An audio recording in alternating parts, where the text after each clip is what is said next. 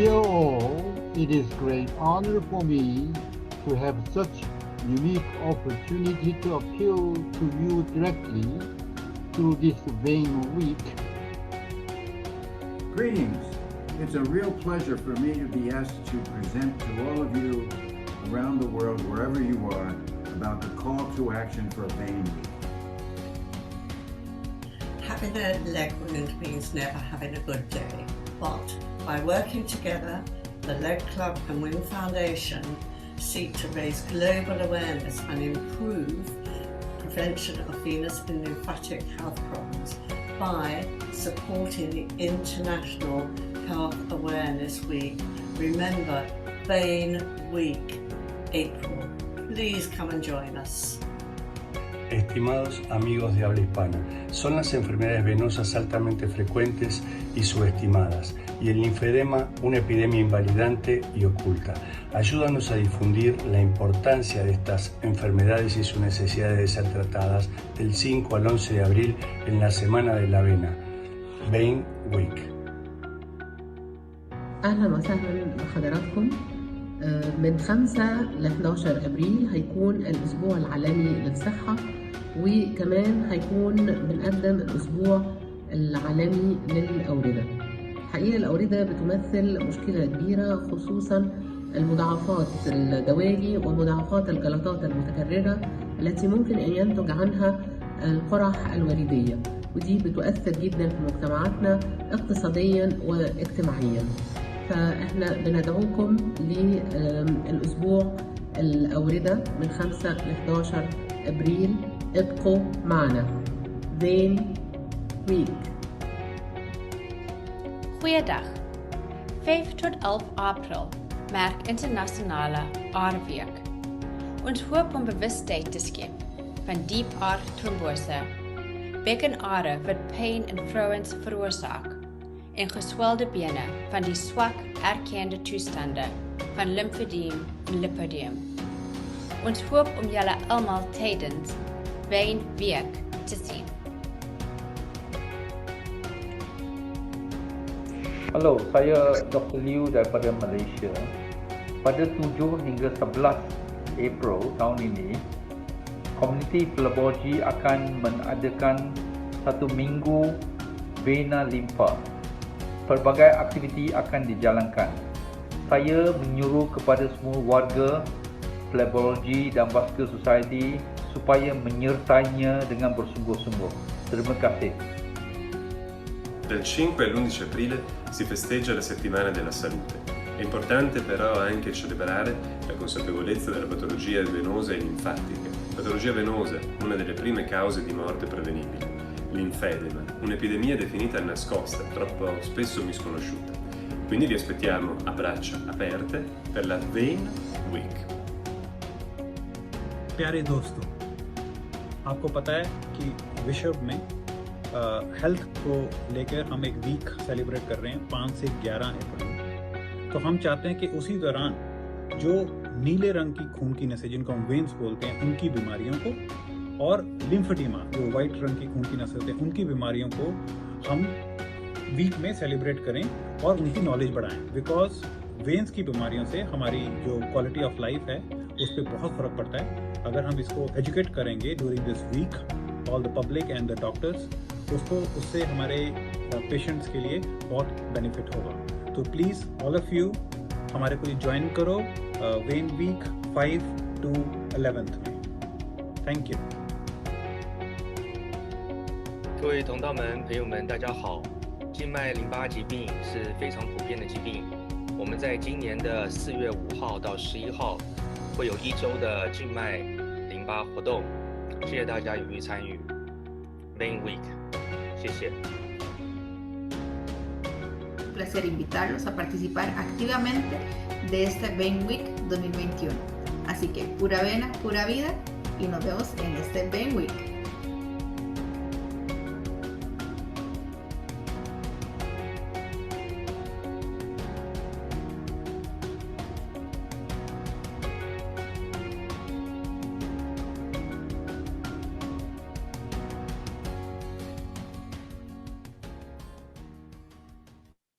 It's April 10, so it's time to say welcome and bienvenido and benvenuti to everybody from Italy, because indeed this is part of the Italian Vein Week program. And indeed, since we are during the weekend, we are enjoying the Social Engagement Day.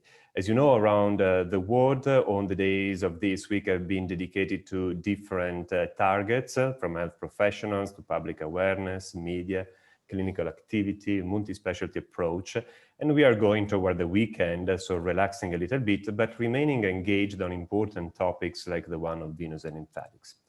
This is the week from Italy, and indeed today we conclude with a very important partner, which is a ROTARY, for which I allowed myself to dress a little bit different from the usual today in honor of the wonderful time I shared in India. Indeed, I'm wearing with pride my Indian suit with some pins from ROTARY and also Santo Domingo and also Egypt, because these are the clubs who are co-working with us today.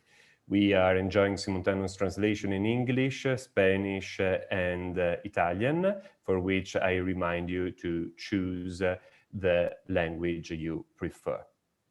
I remind you, everybody, that you can make questions in whatever language in the chat and also in the question and answer box. This is a webinar open to all the population, so whatever kind of questions are welcome. This is indeed addressed to all the population because half of the population can be affected by chronic and or lymphatic venous disease.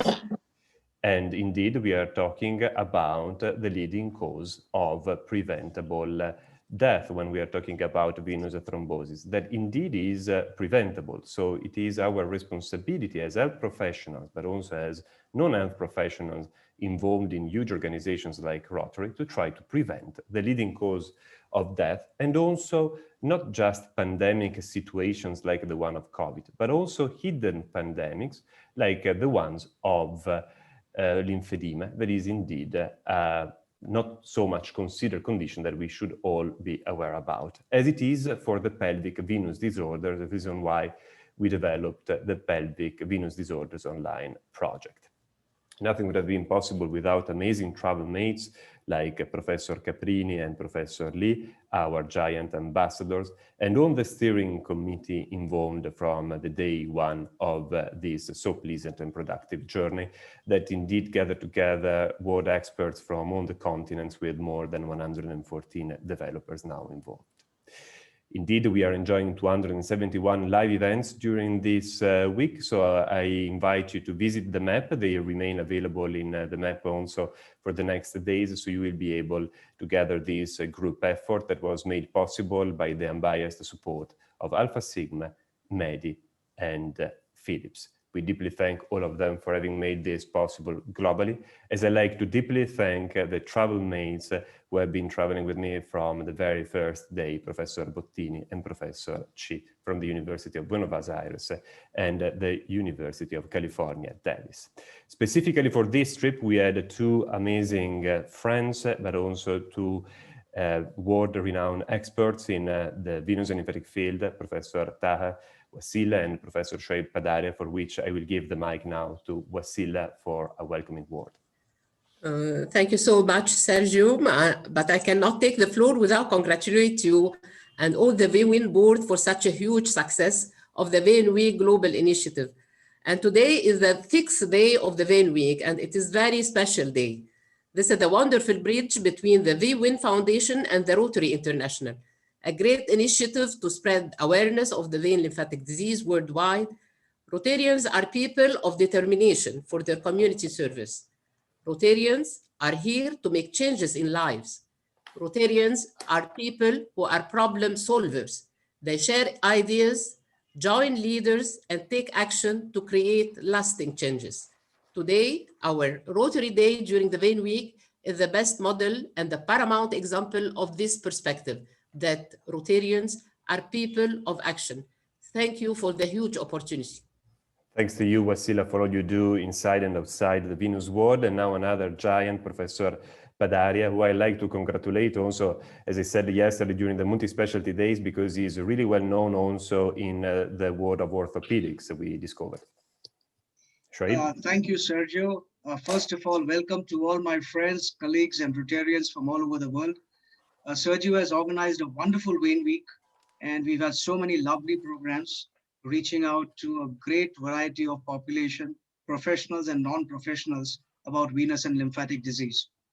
I'm also happy to inform you, Sergio, and all my colleagues, that tomorrow in India, we'll be having a national CME on veins and lymphatics, and we already have registration of 1,500 family physicians, which I believe is a fairly large number, who will reach out tomorrow on Sunday. Once again, Sergio, thank you for the opportunity.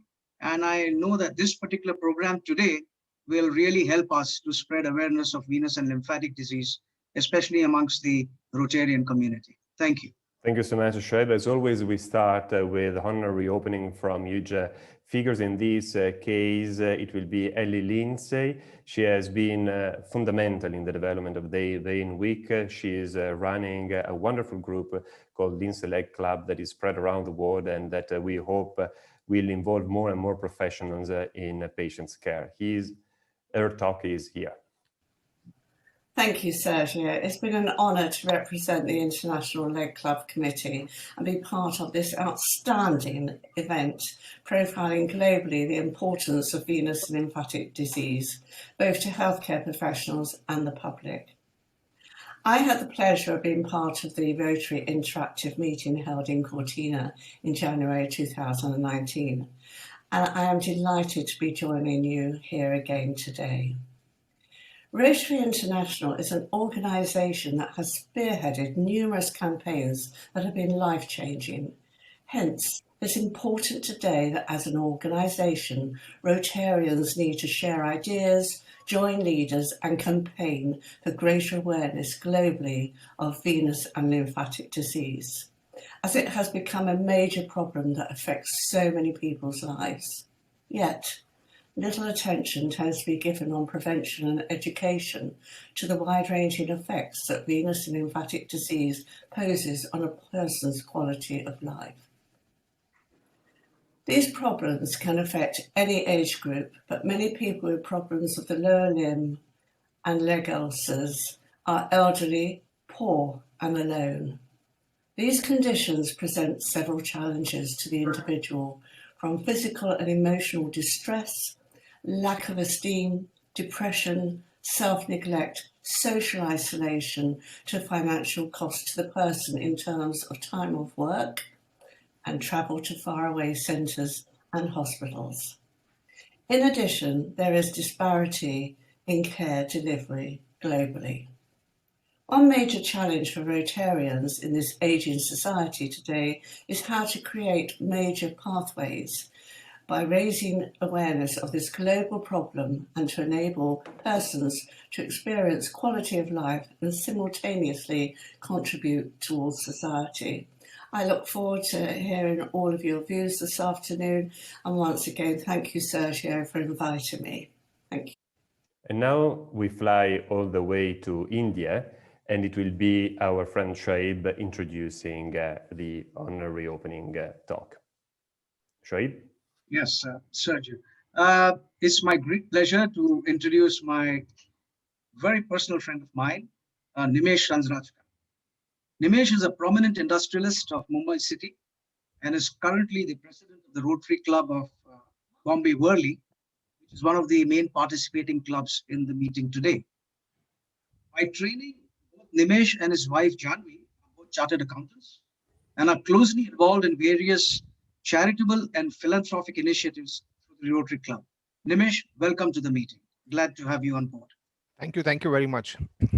Thank you very much for letting us join this opportunity to join the Rotary Day Wayne Week, and we are very happy to join it. This is the first time we are organizing this with all the Rotary clubs from abroad, and it's a great pleasure for us to join you.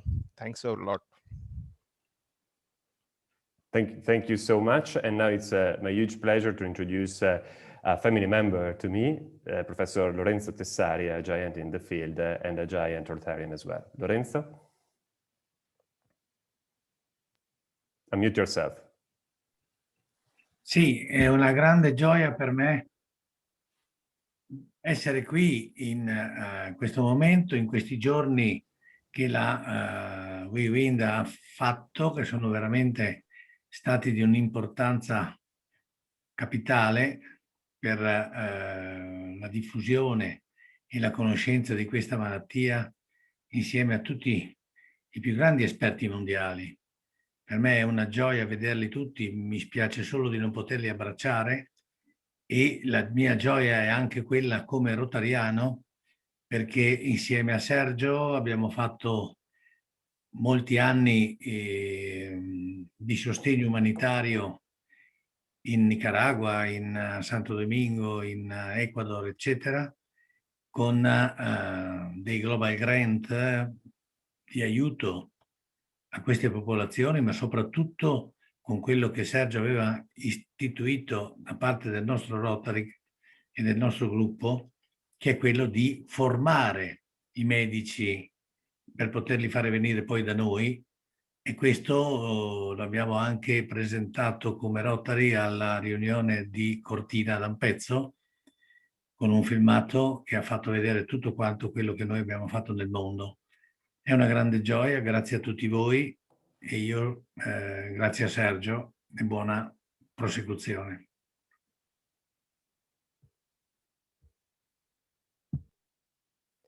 Thank you so much. And now we get into the topics of the discussion with our Cleopatra of phlebology, Professor Wasila Taha, who will take the chance also to promote a nice initiative in this way. Wasila, the screen is yours if you want to share and present. Thank you so much. Thank you so much, Sergio. Please confirm that you are seeing my screen now. Perfectly.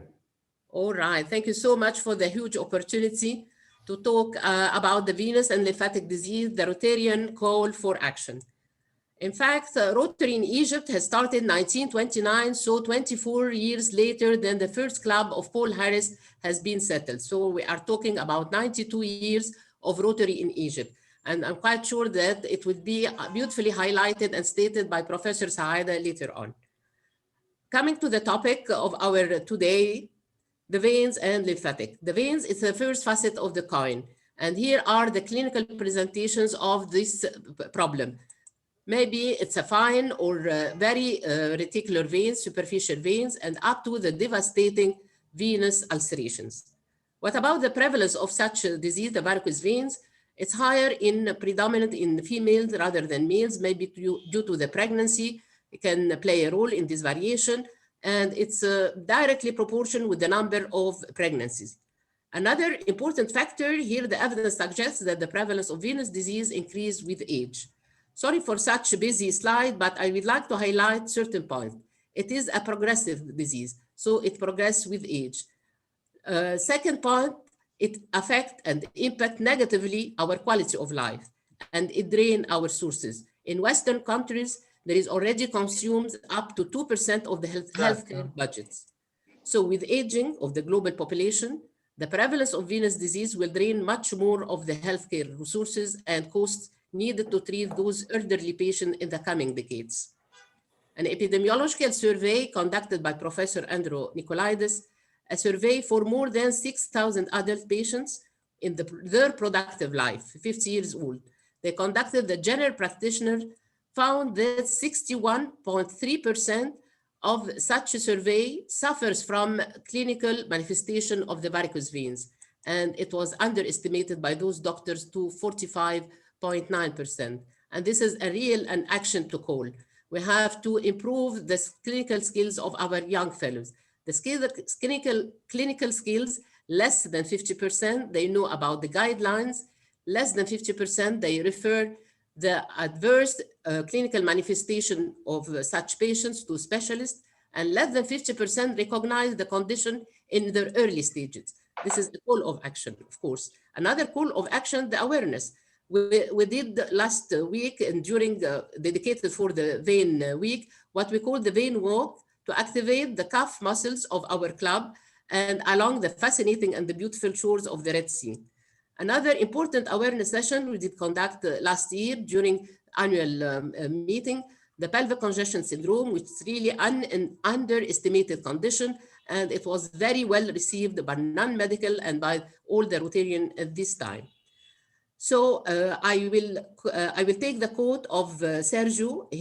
Players win games, but teams really win championships.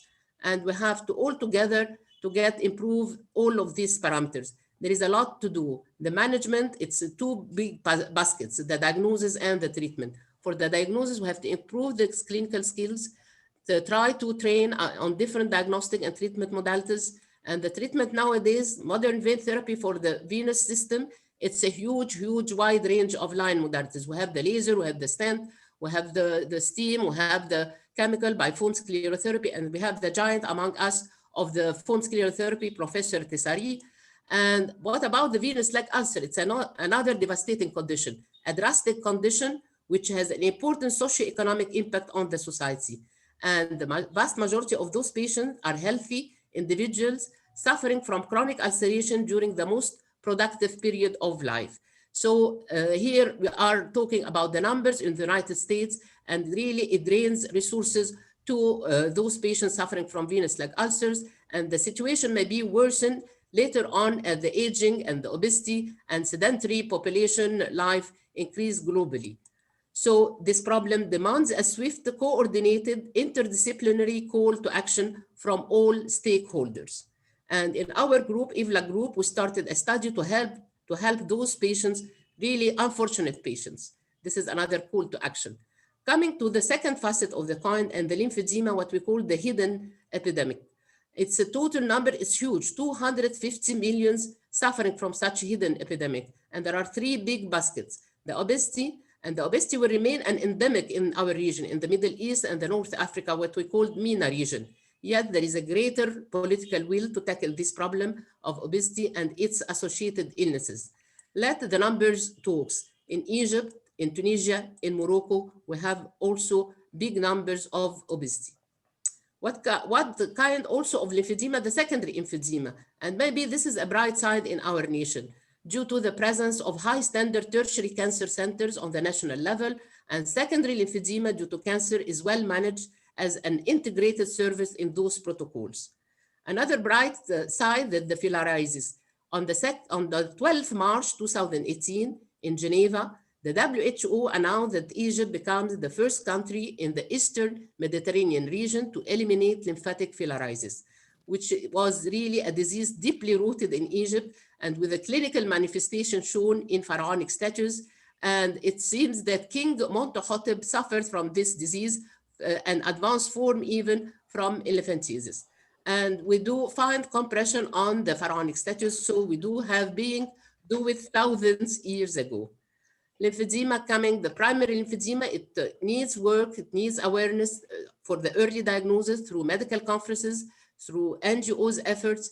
And one of the best things that currently the number of specialists for lymphedema therapists are dramatically increasing nowadays. And for this occasion, I'm really happy and honored that we did, during the Vein Week, conducted a closed training course, and that 12 lymphedema therapists have been certified at this week. So congratulations for those newly certified lymphedema therapists. This is another call or action. To conclude, we are sharing same present and very likely same future. And the evidence here, what we do face and suffer with the menacing COVID times. We should have to get new approaches, welcome new voices, innovative ideas, better structures, and to work together. And I would like to end by the quote of Thomas Jefferson: "Do you want to know who you are? Don't ask, act. Action will delineate and define you." And this is the past and the present and the future has been inspired by the titles of this session. Rotary connects the world and open opportunities to serve, to change lives. I'm really proud to be a Rotarian, and thank you so much for such huge opportunity. Thank you for the attention also. Thank you very much. Thank you so much, Wasila, for having already introduced some of the key topics of the day, which is indeed past, present, and future action and what being a Rotarian really means. As we are used to in our scientific meetings, because of course today is quite a relaxing day for us of social interaction, usually we have top experts from all around the world interacting with the keynote speaker. Today we will have wonderful Rotarians representing different clubs. Of course, in honor of Italy, you will see this green, white, and red, but we are really reaching out to the world because we are starting with the Santo Domingo Rotary Club. That for me is really the way all Rotary should be around the world. They really represent an example for all of us, and I can say this in a scientific and evidence-based way because I've been co-working with them together with other colleagues. They really represent an example for us. So it's my huge pleasure to introduce Olguin Paola from Santo Domingo. I know she's connected, so if you can join us and unmute yourself and say a word to Wasila. Paola? While we are waiting for Paola to solve her technical issue, we move forward, flying to Italy for Stefania Leoni. She's a dear friend of mine, a colleague who actually studied with me, so I had the pleasure of me remaining in contact with her. Now I will have to switch in Italian because she will make a comment in Italian.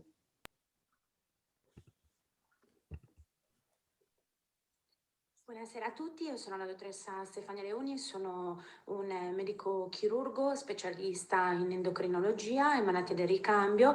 Collaboro da anni con il dottor Sergio Gianesini nell'ambito soprattutto dell'Università degli Studi di Ferrara. Sono anche membro del Rotary Mantova Castelli e sicuramente la patologia venosa rappresenta un campo nel quale poter intervenire e soprattutto nell'ambito dell'emergenza Covid attuale, e quindi penso che lo sforzo anche da parte del Rotary sia quello di dare dei fondi e cercare praticamente di sostenere questi progetti al fine di poter aiutare naturalmente i medici e chi è del settore nel prevenire la patologia appunto venosa nei vari pazienti. And with this, we deeply thank Stefania, and we move forward around the world, going now to India. Let me change in English. Okay, so now it will be my deep pleasure to pass the mic to Professor Shoaib Padaria to introduce the honorary guest from India. Shoaib? Shoaib might have some issues with the connection as well. So Shoaib told me that, if I'm correct, dear Nairi, you are a physiotherapist, or am I wrong? So you are also on our side of the health activities. So would you have a comment on Professor Wasila's presentation? Yes, thank you very much, Sergio. Thank you very much, Dr. Wasila Taha, for a very informative and lucid talk, highlighting the need for creating and spreading awareness on venous and lymphatic disease. Rotarians' call to action, very rightly put. Its serious implications, it's important to detect early so that we can arrest its progress or even reverse it. As physiotherapists, we see a lot of lymphodemas, and apart from the conventional methods, we now use matrix rhythm therapy, a German concept, to improve lymphatic drainage and reduce the lymphedema and even heal ulcers. We have been using it in India for the last 10 years. In Rotary District 3141, we could definitely take this subject up and spread awareness on the same lines as you have been doing in Egypt. And we could have lectures for the general population and the Rotary clubs, so to the Rotarians. We could be conducting identification camps and help those in need, timely need. In fact, Rotary Club of Bombay Worli has been having a monthly event called Walk with the Dog, spreading awareness to the general population on brain stroke. So we could perhaps do that in the general parks and walking tracks, where every Sunday we could have a talk with the dog and spread awareness on this lymph and vein disease. So thank you, Win-Win Foundation, for giving us this opportunity to serve and to make a difference and change lives. Thank you. Thank you so much. And now we fly all the way to Egypt. So Wasila, if you could introduce our guest from your country. Yes, Sergio, this is Jehan Sadak. I can tell that Jehan Sadak she is a true, genuine Rotarian for service above self. She is the chair of vocational committee for our club, Cairo Nile Valley, and she is my right and hand left in the same time for the public image committee. Jehan, the floor is yours now. If you have any question or any comment, please. Okay. Buonasera, Sergio. Buon après-midi. Good afternoon. Thank you very much for the opportunity, and thank you, Professor Wasila, for this great opportunity. Actually, I have a question and a comment, or let's say we will start with the question. As we live in the scary COVID time globally, actually not only in Egypt, is there any treat for this virus concerning the vein disease? Oh, yes, Jehan. Smart as usual, Jehan. Yes, maybe because the sake of time, I didn't touch this issue of the COVID for the venous system. Yes, it's all of us who know about the thrombosis and the thrombotic effects that comes for the patients suffered from COVID. And very few words, we all knew about the cytokine storm. And this is the battle between our body with the immune system to code this virus. And there is abundance of elements that are released at this time. Among this element, there is the thrombin. The thrombin, this is the underlying reason for the clot formation. And this is why the patients with COVID, yes, they do have some problematic disease with the thrombosis, which affect the venous system. Thank you for the great question, Jehan. Thank you. And thank you, Doctor. We deeply thank all the Rotarians involved. And since this is an atypical webinar and we understand that not everybody is used to this virtual world, I communicate with Khaled that our friends from Santo Domingo are experiencing some technical issues. So please, Khaled, send once again the faculty link, because I fear they are inside with the audience link. And while we are waiting for our Santo Domingo friends virtually, we will reach them in this brief talk of mine about past, present, and future. Now, I really like this quote that is saying that if you want to know your past, we have to look at our present.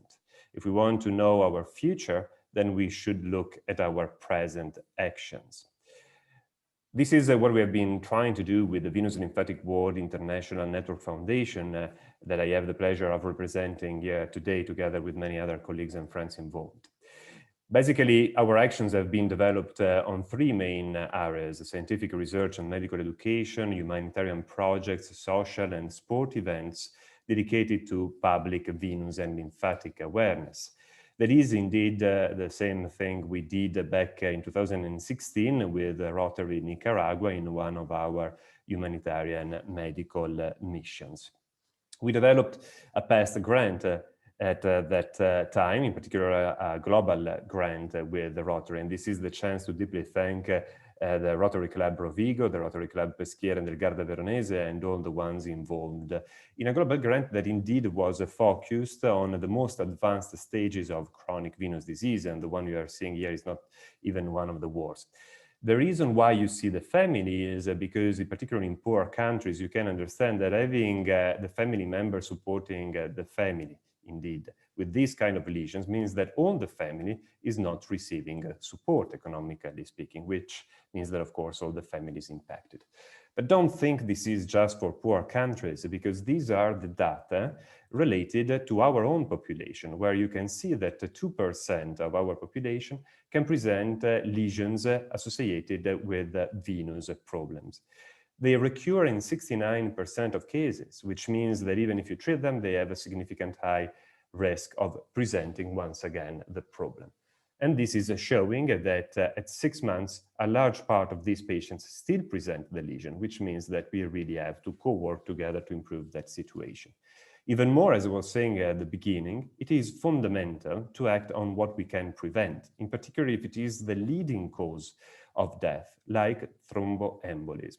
You might have heard a lot about thromboembolism in these last days because of the pandemic. So I think you realize how it is important to know about that, because it is really affecting a large part of the population, particularly if we consider that 1 patient out of 2 have some form of impairment of the lower limb venous drainage that can start from simple aesthetic issues and scale up to the lesion I was talking about. So if we look at our present, we see that we have developed some humanitarian missions. We have always tried to report in a scientific and evidence-based way what we have done. So we also published paper about public health. It was a pleasure to engage also new generations that join us along the way.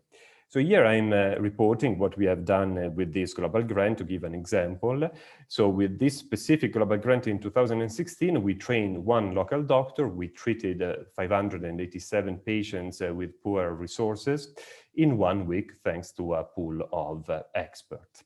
We also provided economic support for the public transportation, because another issue we don't consider is rurality. The vast majority of the population indeed is living far away from the health centers. But we had the feeling at that time that we were missing something, because we were basically providing the fish rather than really teaching the people how to fish. And for this reason, we developed the VWIN Humanitarian Education in Nymphology and Phlebology project that indeed has the acronym of VHELP, that has been focused in delivering education to the local doctors while treating maybe less people during that week, but creating an exponential growth of the number of people treated thanks to the fact that the local doctors were trained as well. Meanwhile, we were also providing, of course, public education. You can see indeed that in 1 week, looking at the data, we trained 97 local doctors. We still treated a large part of the patients we were aiming at in terms of numbers. 315 patients were treated during that week. But since today we are talking about Rotary, we really discovered firsthand what being a Rotarian means, thanks to the wonderful group of the Rotary Santo Domingo. You can see they have also a t-shirt that I'm wearing today in honor of those wonderful days, in which we also, I think, helped Rotary to show what being a Rotarian really means with a project called Rotary Who, Rotary You, because we know as Rotarians that a lot of other people don't really understand what being a Rotarian means. We delivered public health awareness through the involvement of the media, and we also enjoyed some sport activities that was actually related to public health awareness as well. But I'd like to stress out the fact that Marcelino Rincon and all the Santo Domingo Club was constantly with us every single day, working with the patients, of course, creating wonderful memories, but also delivering precious treatment to these patients. The next step will be in Guatemala. It was supposed to be in 2020, but now, of course, with the pandemic, it will be moved. And today, reunion is also to brainstorm on how Rotarians can help in a virtual world in which treating, of course, 300 people in a week is not so easy, because we cannot gather together as we did in this nice initiative in Santo Domingo. Looking at the future, but Professor Padari will focus on the topic. I just like to point your attention to the fact that, of course, Rotary demonstrated the huge potential having, for example, basically eradicated polio, as we all know. And indeed, this polio project is going toward the completion of that. So new large projects are, I think, on the way. And it is really important we don't forget that venous thrombosis is the leading cause of preventable death, not just in poor countries, but also in our own country, for which I think we should gather together in days like this. And if you allow a conclusion with some personal observation, I think that what Professor Taha pointed out before is really crucial. There is a too wide heterogeneity, in my opinion, in the Rotary clubs. In my experience around the world, I've seen Rotary actions for real in some clubs, and I've enjoyed just some very good dinners in other Rotary clubs. So it's really important to develop a project that are meaningful, to be supported in a meaningful way. I'd like to deeply thank once again the sponsors of this webinar, for example, of today, because if you really ask Rotary, it's always quite difficult to have funding, and we should really understand why. I understand we cannot disperse our funds for all the requests, but when there are like meaningful large projects, we should really gather together. Of course, the pandemic is offering a difficulty, but at the same time also an opportunity, I think, to improve ourselves in our way of delivering projects and support.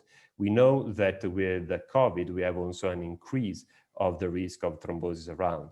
And for this, for example, from the very first month of pandemic, with the WIN Foundation, thanks to the help of many colleagues, including Professor Taha and Professor Padari, we developed a project online dedicated to the population, teaching them how to manage venous and infectious disease at home through educational videos. My last, if I can say, suggestion based on my limited experience on the field is to simply do like the Rotary Club of Santo Domingo, that in a very silent way, with very few dinners, but a lot of action, they really showed us how to improve in patients' care and being a Rotarian for real. And with this, we move forward, and I hope we have with us indeed the representative of the Santo Domingo Rotary Club, Marcelino, for his perspective. But I ask Khaled confirmation if they solved their technical issues is from Santo Domingo or not. Khaled? Do we have Marcelino? Khaled? Yes, Dr. Marcelino is moving on. Is with us? Yes. Yes, Marcelino. Yes, please. Marcelino. We have Paola, who we were like missing before. So welcome, Paola, another Rotarian from Santo Domingo who really helped us on the field. Thank you so much. Hola. Do you have the big man with us today? The big guy he's working today. Sí, él está conectado, Yes. sí, Marcelino. Yes, here we are. Marcelino, please. Bueno, muy buenos días a todos. Hola para todos. Agradeciendo a la Fundación,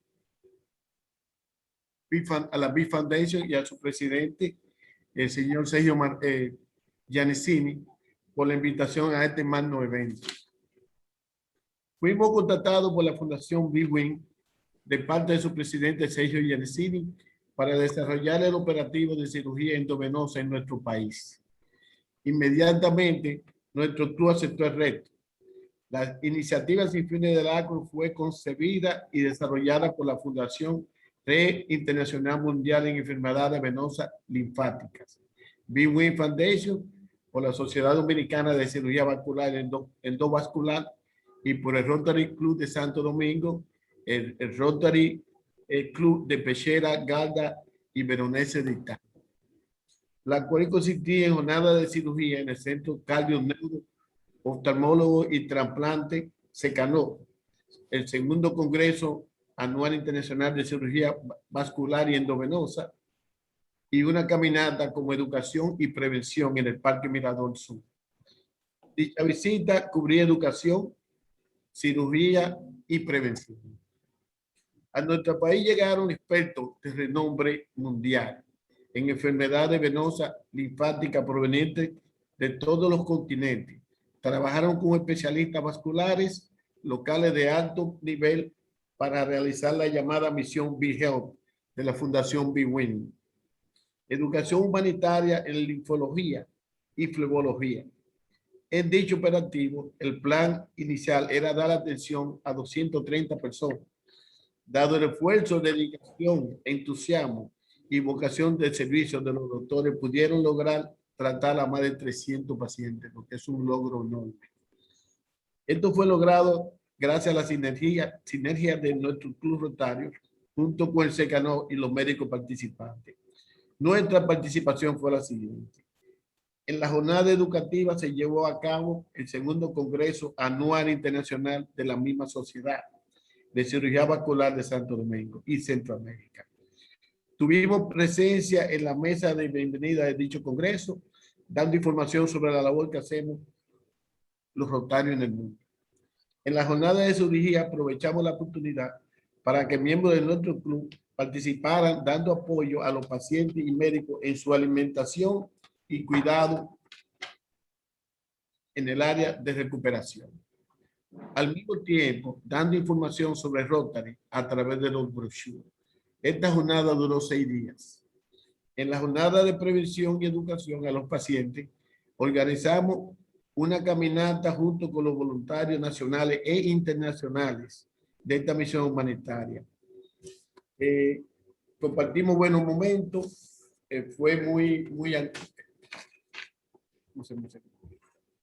al mismo tiempo educamos sobre la enfermedad venosa, una causa de pesadez en las extremidades inferiores y molestias que pueden llevar a la trombosis, una de las principales causas de muerte.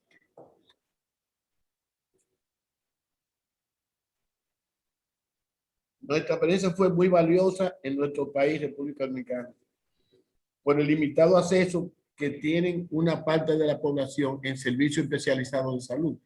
No pueden obtener los beneficios de este tipo de cirugía. Gracias al apoyo y presencia de los médicos voluntarios, podemos lograr con éxito este operativo, lo cual agradecemos infinitamente a nuestro amigo Sergio Yanicini y a su Beam Foundation, lo cual fue un éxito rotundo. Le damos muchas gracias a todos y agradecemos este momento de estar compartiendo con ustedes hoy. We really applaud Marcelino and all the Rotary Club of Santo Domingo because they really mean from the bottom of my heart what they have done really showed us what Rotary should be. Not so many words, a lot of actions. So congratulations for real.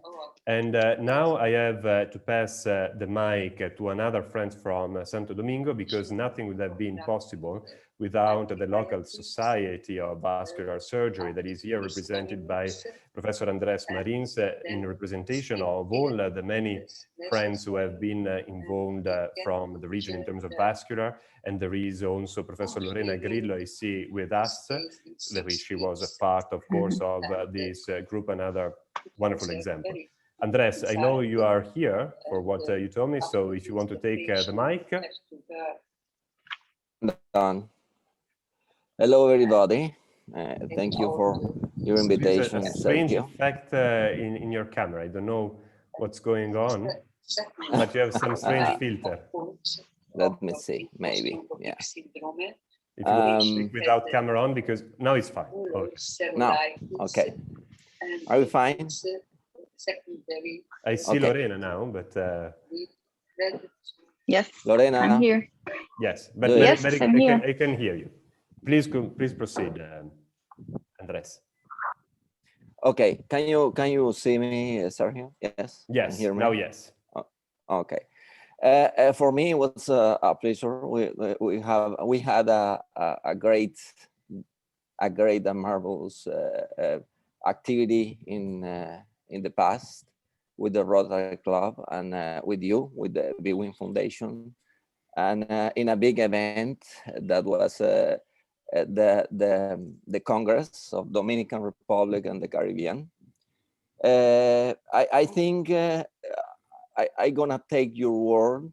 These pandemic times maybe can help us to help a lot of people who need help. We must work together here in Dominican Republic, in the Caribbean, Bwin Foundation and all the world to help others. The Rotary help a lot of people we can help a lot of people. And at this time particularly, the people need help and the people need hope. And we can bring help and hope together. Thank you.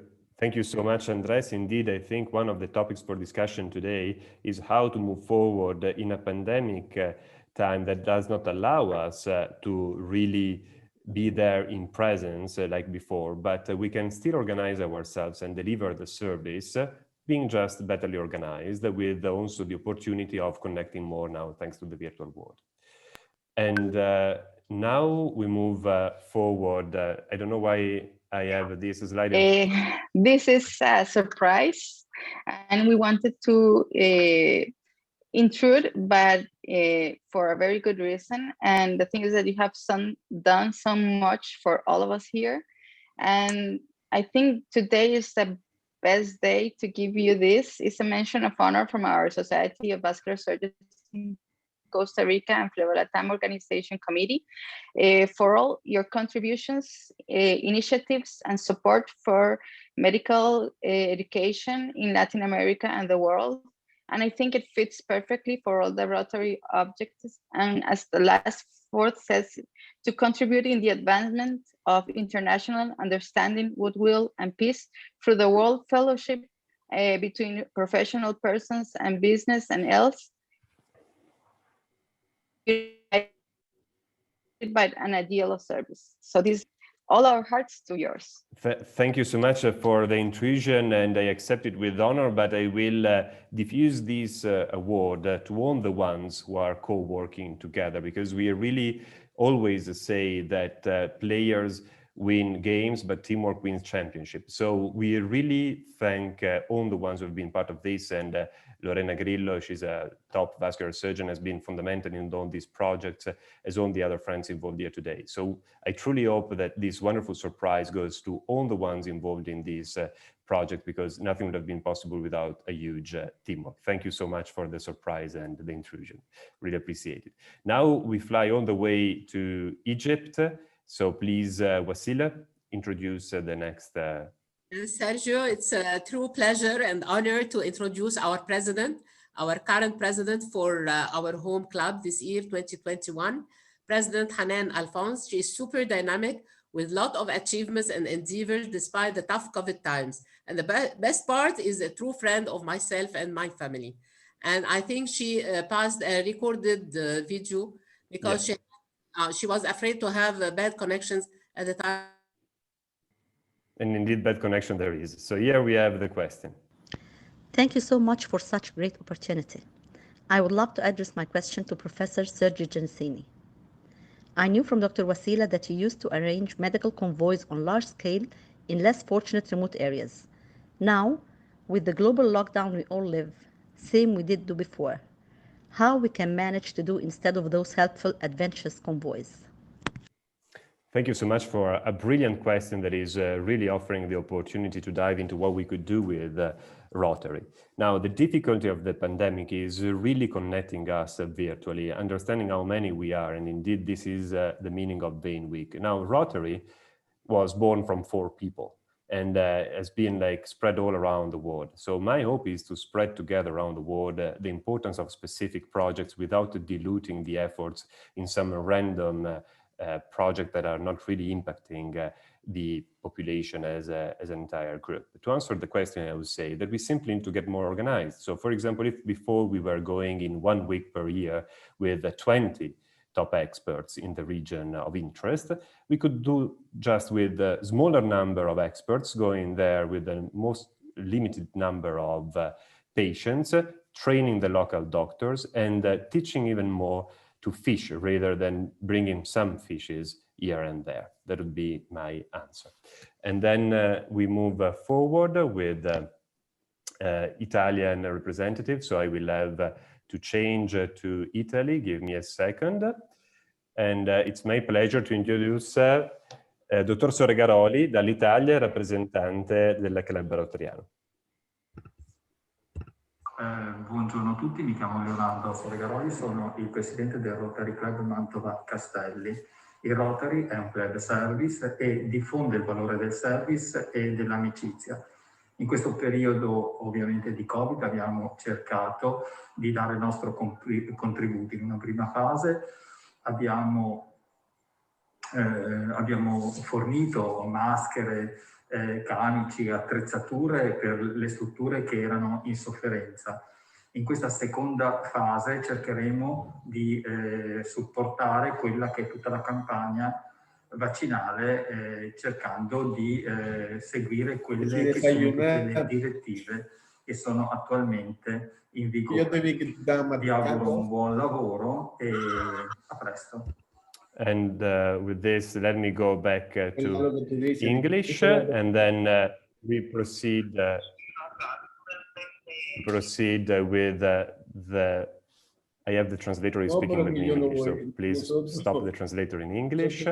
And now we move forward with the presentation. So first of all, again, this is an atypical webinar, so we have to switch off the mic of the ones not experts in these activities. So Khaled, please switch off Marcelino, who is really active also on the phone, as we can see. So please switch him off. And then we fly all the way to Egypt for a big representative of Rotary Club from there. He will be introduced by Wasila, of course. Yes, Sergio, I'm now truly honored to introduce Atif Zaki. Atif is our past president for our home club 2 times. And this reflects how active he is, how dynamic he is. He was past president 2008, 2009, 2017, 2018. He is Rotarian since 2000 year, and he has Paul Harris +1 fellow. And I would like to see that Atif Zaki, he is the perfect example for V and W, because he is the voice of wise in our club. Atif, please, the floor is yours now. Congratulations for doing that in mirror effect. You're experienced now. Thank you, our beautiful Wasila, for this kind words. This is very kind of you. And I would like also to thank Professor Giannesini, and excuse my pronounce if I do it wrong, to give me this great opportunity to be among all this great elite professional people in this event. Thank you, Dr. Sergio. Thanks to you. I would like to address my questions to you, please. A lot of new recent modalities, such as devices, wound dressings, stents, compression tools, are now available in the market to treat vein and lymphatic medical problems worldwide. And as we all know, they are very expensive tools and devices. My question is, in countries with poor and limited resources, how Rotary could help? Thank you. You know, this is wonderful that is coming from Egypt as a question, because Egypt is the land where everything begins, as Professor Taha taught us in our Venus ward. Now, good practice really does not require these so advanced techniques. There was a saying that the doctor put a bandage on him and God saved him, meaning that there was a sort of God power in proper compression. Now, when we are talking about these horrendous lesions, for example, proper care with proper cost-effective compression would be already a first step. Of course, all the new devices are bringing great benefit, but to let you know, for example, in our professional field, there is a lot of debate about what is more cost-effective, because down the road, it's exactly what you pointed out. So I think that training, education of the health professionals and also of the non-health professionals with proper lifestyle is the way to go, and Rotary is of paramount importance of making these educational activities possible. All the devices will be a luxury that will be used properly if possible. But the first step is proper education of the health professionals and of the population. That's the way Rotary could really help, I think. Because with proper few tools, you can really make the difference for these patients. Thank you. Thank you so much. And now it's my huge honor to proceed introducing a dear friend, who is Professor Shoaib Padaria, who I hope is here ready with us for giving his talk live, I guess. Shoaib? Right, thanks. I'll share my screen now.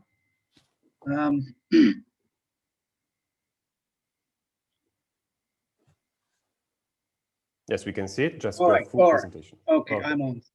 So good afternoon, friends, and it's nice to talk to you again. Number of speakers before me have already elucidated the various problems with veno-lymphatic disease. And what I'm going to speak here for the next few minutes is to outline the extent of the problem and what are the medical aspects we can look forward as far as collaboration with Rotary International is concerned. Now, we know that veno-lymphatic disease comprises of three main conditions: lymphedema, varicose veins, and deep vein thrombosis. Now, the main causes of lymphedema, as far as India is concerned, and many Southeast Asian countries are concerned, is filarial infection. For many of those who don't know, filariasis is a tropical infection in which the filarial worms are transmitted through mosquito bites, and is commonly called elephantiasis because of the abnormally swollen legs. Now, as far as this is concerned, this is in tropical countries, but in the West, lymphedema basically is because of breast cancer treatment and massive enlargement of the arm. So it's a different condition as far as the developed countries is concerned. In India, lymphedema is a major health problem next only to malaria. In fact, elephantiasis is endemic in 250 districts in 20 states of India, and it puts 600 million people at risk. That's a large number of people. To give you an example, a very small state in India called Kerala has itself about 700,000 active cases. And most importantly, most of these patients are poor and suffer mental health, social and financial losses, leading to social stigma and poverty. It's very important to diagnose lymphedema at an early stage because there are very simple treatment methods which are available to decrease the swelling of the legs, such as traditional techniques such as manual lymphatic drainage and complete decongestant therapy, which can be taught to the patients. In fact, in the vast majority of cases, these treatment procedures can be carried out by patients themselves at their own home. The second problem which we face is varicose veins. Dr. Taha had already given you a background of varicose veins, and we all know that these are large, dilated, tortuous veins which are seen in the legs. Now, this is a major problem worldwide. You'll be surprised to know that almost 20% of the population, 1 in 5, will have some degree of varicose veins, either tiny spider veins or all the way up to large varicose veins or venous ulcers. This is a condition prevalent all over the world. But in India, we feel that about 15 to 20% of our population suffer from varicose veins. And data also suggests that this condition is a greater problem in India, with the ulcer prevalence, which is the final stage of varicose veins, as high as 2.5% of the population, very large number.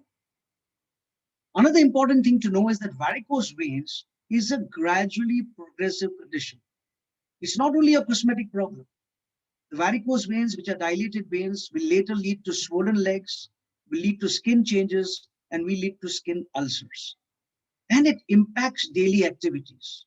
There's a daily impact of almost 52% as far as the physical well-being is concerned, a social impact of 54%, and a psychological impact of almost 50%. So it's not a simple disease.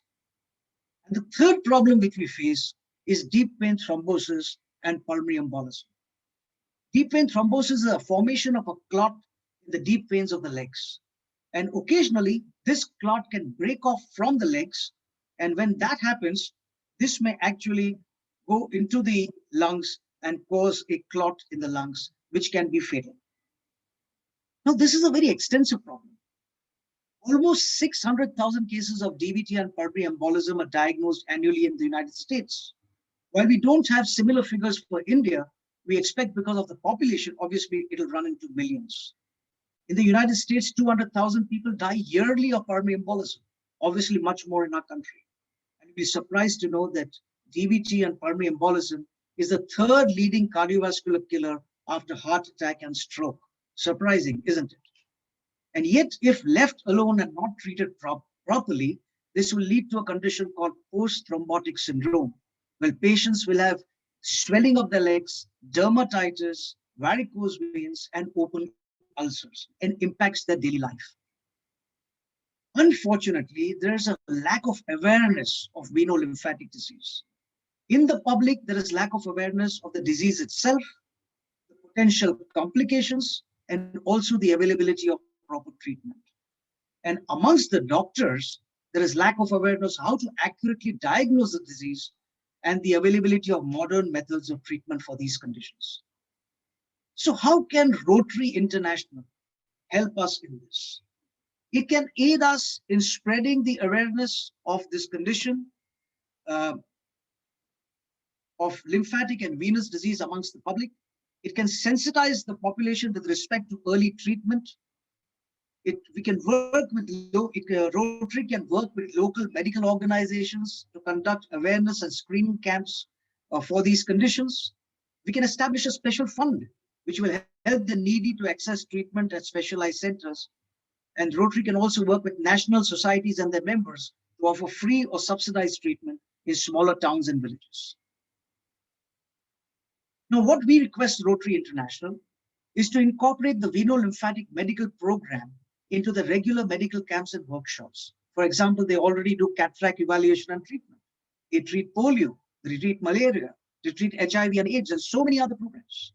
They can distribute literature in local languages regarding this program, and they can show education and awareness videos during the medical camps.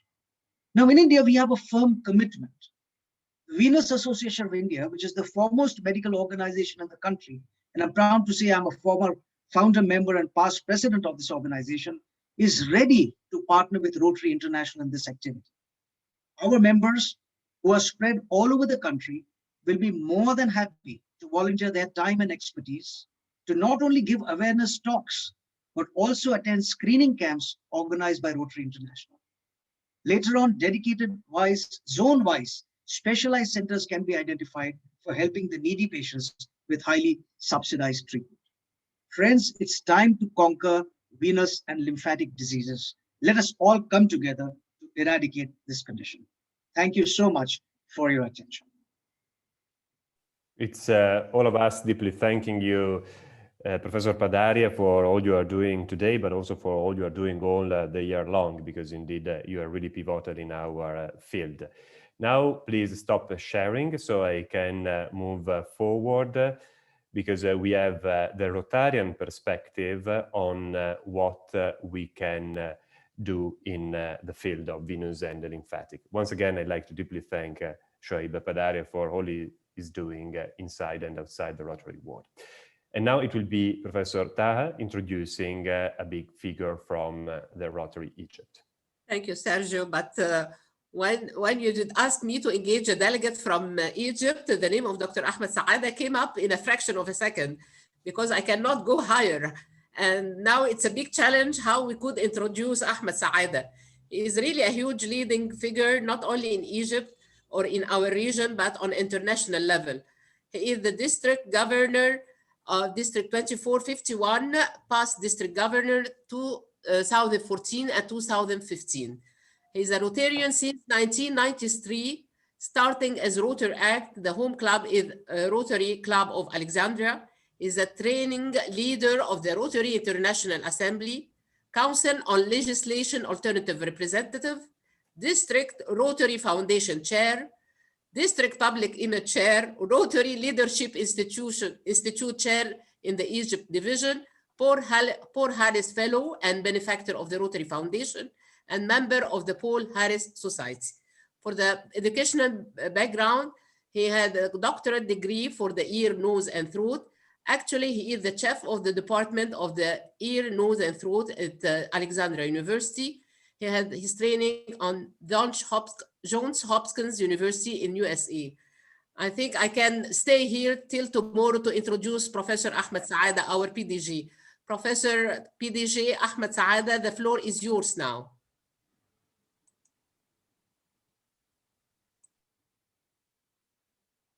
We cannot hear Ahmed. Maybe he's mute. Unmute yourself. Okay, okay, now. Perfect. Okay, thank you very much for your kind introduction, Dr. Wasila, and thank you, Dr. Sergio, for this wonderful opportunity. I have a, okay. Now, I know that some of the participants are non-Rotarians, so I thought of starting off by giving a little bit some information about Rotary, the historical background of Rotary, who we are and what we do, and then I'll give you some examples of healthcare projects like polio, for instance, and then I'm going to talk about the possible future actions that we can take as Rotarians towards the chronic venous diseases. Now, the early beginnings of Rotary, Rotary started, as Dr. Wasila mentioned, it started back in the year 1905, and the founder of Rotary was a young lawyer by the name of Paul Harris. With the help of 3 of his friends, they started the first ever Rotary Club, and this was chartered in Chicago, the Rotary Club of Chicago. That was on the 23rd of February, 1905. So this year, or actually a couple of months ago, we celebrated 116 years of Rotary, 116 years of serving our communities. This is a group photo of the charter members of the Rotary Club of Chicago with Paul Harris sitting in the middle or in the center. Now, who are we? Who are Rotarians? Rotary is the oldest service club organization. It's an international organization of business, professional, and community leaders who provide humanitarian service and help to build goodwill and peace around the world. We are almost 35,000 Rotary clubs in more than 200 countries around the world. We are 1.2 million members who are volunteers. They volunteer their expertise, time, and funds to support local and international service projects. So what we do in Rotary, we do service projects, and our service projects should align with one of the areas of focus. We have 7 specific areas of focus. The first one is the one on top of the slide, is peace building and conflict resolution, disease prevention and treatment, water and sanitation, maternal and child health, basic education and literacy, community economic development, and the last area of focus that was just added this year is the environment. So this is a medical conference or a medical webinar. So I think the closest area of focus to us is disease prevention and treatment. And we have been doing a lot of service projects within this area of focus. As Rotarians, we believe that good healthcare is everyone's right. Yet statistics show us that almost 400 million people in the world cannot afford or do not have access to basic healthcare. Sad but true. This is a true fact. Our members in Rotary all over the world, we combat diseases like malaria, HIV, Alzheimer, multiple sclerosis, diabetes, preventable or avoidable blindness and hearing loss, and polio, our signature project. We combat diseases like malaria, HIV, Alzheimer, multiple sclerosis. I feel like there is an echo, I don't know. So prevention is important, and this is why we also focus on health education. The Polio Plus initiative started in the year 1985, so we've been working on polio for more than 35 years now. And one of the main goals of the Rotary Foundation is to end this devastating disease. We reduced the number of cases by 99.9%, not only Rotary alone, but Rotary is working in collaboration with our partners, and I'm going to show you who our partners are. Today, 18 million people are walking free today because of the work we're doing through Rotary and with our partners. There are only 2 countries left with polio cases, Afghanistan and Pakistan. We are still working on these parts of the world. As you all know, this is a devastating disease. It affects children mainly under the age of 5. It leaves them paralyzed. And in some cases, it does not only cause paralysis to the lower limbs, but it also affects the respiratory muscles. We don't see these cases anymore, but I'm just showing you this just to show you how devastating this disease. The patients used to live their whole life in what we called an iron lung machine. So anyway, we are working with many partners like the WHO, the CDC, the UNICEF, Bill Gates or the Bill and Melinda Gates Foundation, and lots of governments from around the world. This is an old map from the year 1985. It shows you the number of countries that were infected with polio. These are the areas labeled with red. And 35 years later, this is from last year, we're only left with 2 countries, Afghanistan and Pakistan. Now, if we come to the chronic venous disease problem, what can we do as Rotarians? So I thought of sharing some of my thoughts about what we can do as Rotarians. First of all, we need to identify the magnitude of the problem. And I'm not talking about a certain country, I'm talking generally speaking around the world. Dr. Wasila was very kind to send me some literature, and I had to read, I went through them, and I realized the amount or the magnitude of the problem worldwide. So yes, this is a major problem, and we need to address it as Rotarians. The second thing, we need to do community needs assessment, and this is how we do projects in Rotary. We do community needs assessment, we evaluate the problem, and we measure, we tend to measure how many beneficiaries will benefit from any project. The other thing, our role as Rotarians, we can do a lot in terms of awareness. And this is what we do. This is, I mean, we've been doing awareness about so many different healthcare problems like polio, HIV, and many other healthcare problems. Then, in order to implement a project, we need to have money. So it's very important and very crucial to work on fundraising. And fundraising, there are a lot of different ways of fundraising money for our projects, including healthcare projects or specifically for chronic venous diseases. We need to reach out to potential donors. We need to talk to CSRs, corporate social responsibility departments. And I'm very glad that Dr. Sergio mentioned Rotary grants. I wasn't aware that the Rotary Foundation had given grants for implementing projects in the field of chronic venous diseases. And I'm going to talk about grants in a minute. And then at the very end, I'm going to shed the light on one of the fellowships, Rotary Fellowships. It's International Fellowship of Rotarian Doctors, and this is another way to network and implement projects with other countries.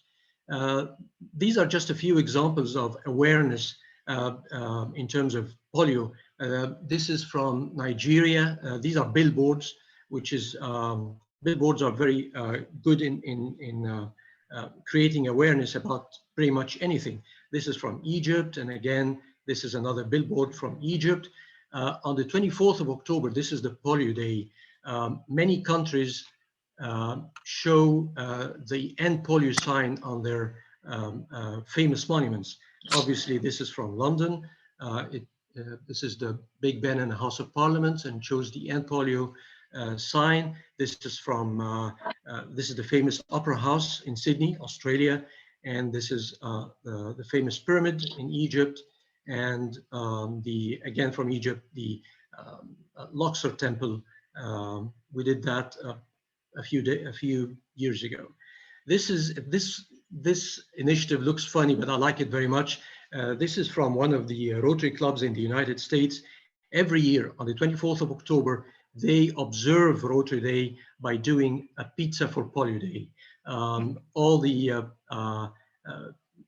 restaurants serving pizza, they serve pizza, and the proceeds go to the Polio Fund or to help eradicate pollen. Now back to the Rotary grants. The TRF stands for the Rotary Foundation, for those of you who are not Rotarians.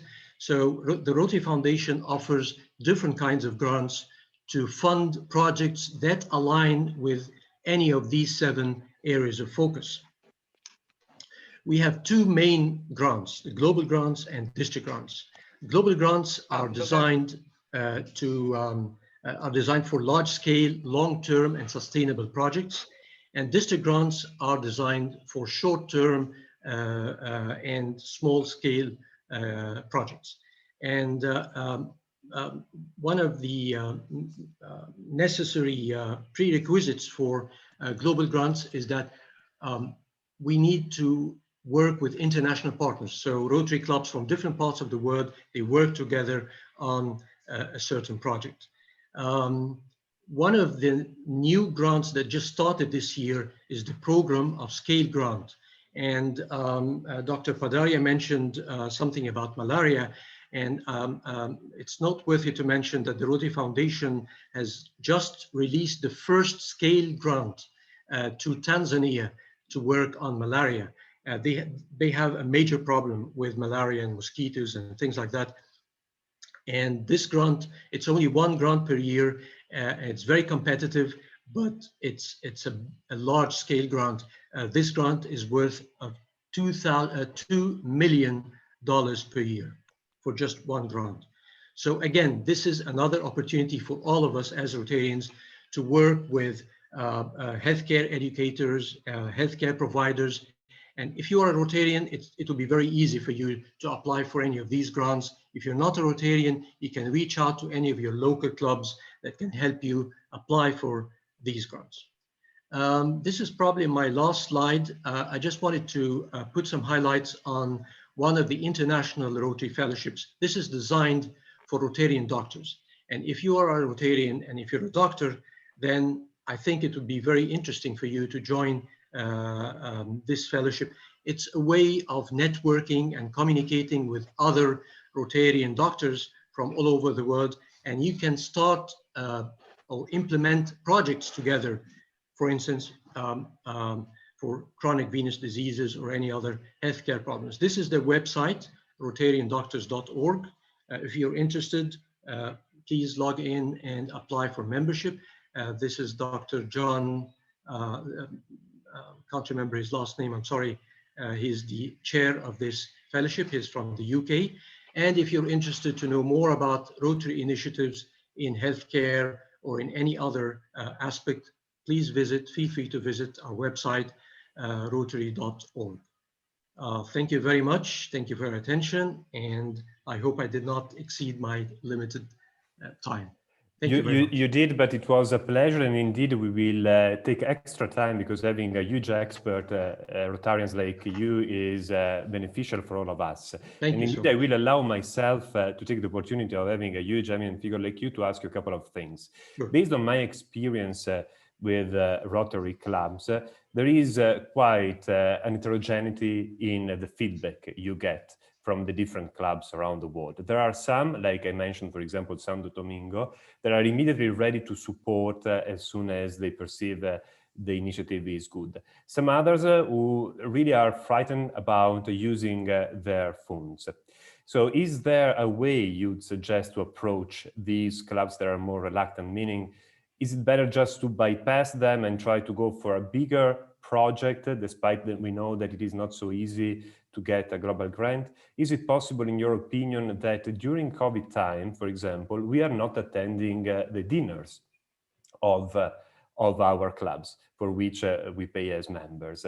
So would it be possible to design a light project, for example, for these clubs who are not using the funds that originally were addressed to pay the dinners, to pay for minor, eventually, projects in their own region? Or am I saying something that has no sense in Rotary? No, not at all. Thank you very much for, that's a very good question. Yes, I mean, since we are not attending our meetings in person, then we can use the funds or the amount of money that we pay in dinners or things like that to put them in service projects. A applying for grants is very easy. It's not complicated. So this is another way to get some fund for your projects. If the total budget of the project exceeds $30,000, then you need to apply for a global grant. And this means that you need to find an international partner. And this is very easy to find another Rotary Club in another district. But if the project is a small project that the total budget would be less than $30,000, then you can apply for a district grant. And in this case, you don't need an international partner. You just apply for the grant, and the Rotary Foundation, as you know, the Rotary Foundation matches the amount of money that the district puts in the project. They will match it 1-to-1. There is one thing that I would like to mention. There are some new regulations that just came up in the Rotary Foundation, and it will be implemented starting from the new year, from this coming July. And one of the new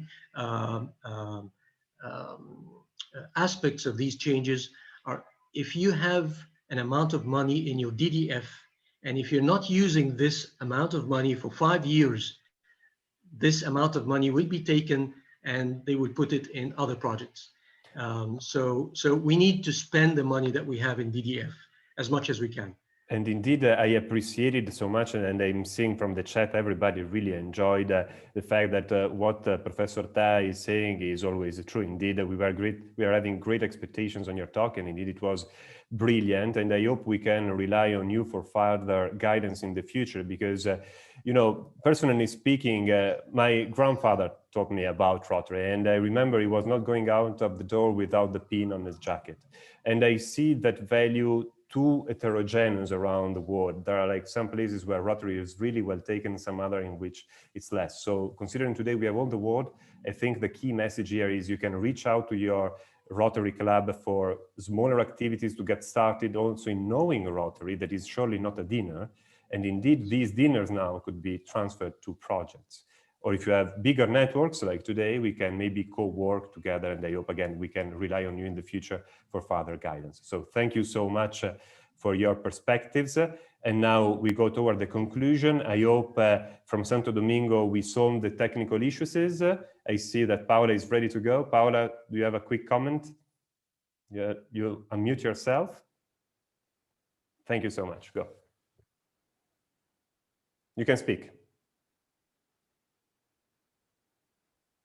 Paola, you can speak. I see Paola, she's smiling. Sí, hola, hola, ¿cómo están? Sí, ya estoy aquí en línea. Hola, Sergio, hola a todos, un placer. Mi nombre es Paola Rosado del Club Rotario de Santo Domingo, República Dominicana. Cada vez que visito estos eventos, bueno, agradeciendo a Sergio por la invitación y del gran trabajo que hicimos en el 2019. Fue maravilloso. Cada vez que visito estos eventos me doy cuenta de lo orgullosa que me siento de ser rotaria. De cuando lo veo a ustedes dando un ejemplo de servicio, wow, qué legado nos están dando a nosotros, los que estamos siguiendo sus pasos, que realmente me siento muy orgullosa de pertenecer. Esta gran labor que conocí a Sergio, a su equipo de Bean Foundation en el 2019, nos contactaron, fue una maravillosa experiencia, fueron 8 días de cirugías.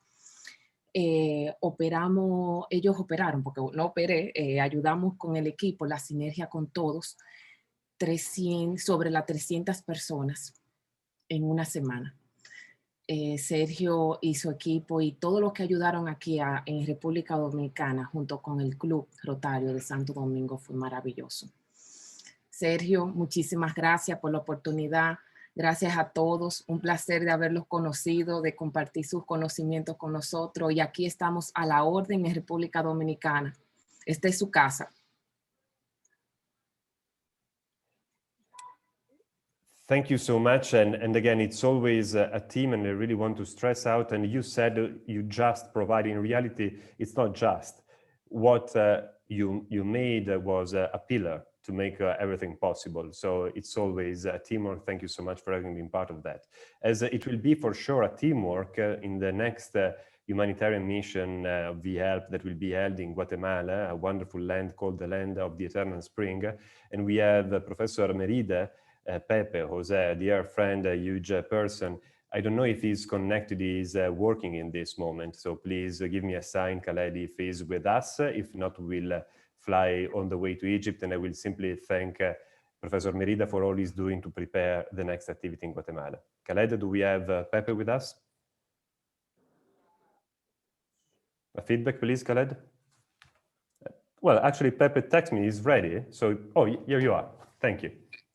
Pepe, please. Hey, Sergio, ciao. Lovely seeing you.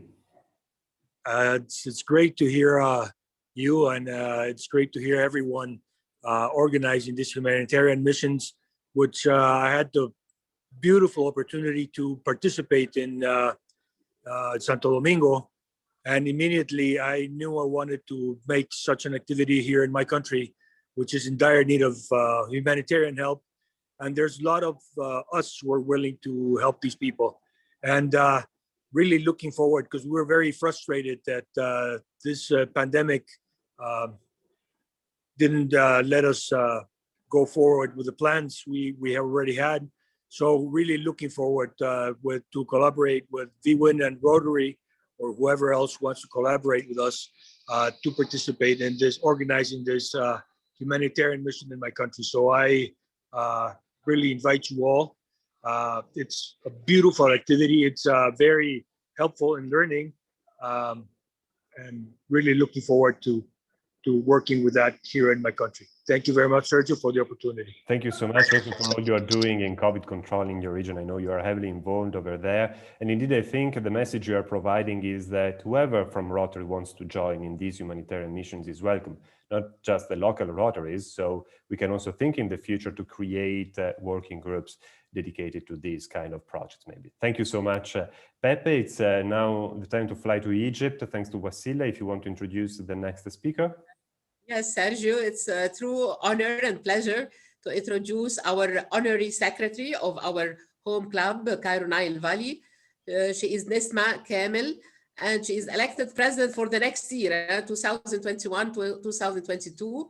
And her fingerprints are deeply stamped on most of our projects. A role model of a giver with a lot of community service for the unfortunate people. And proud to be your friend, dear Nesma. The floor is yours now, Nesma, please.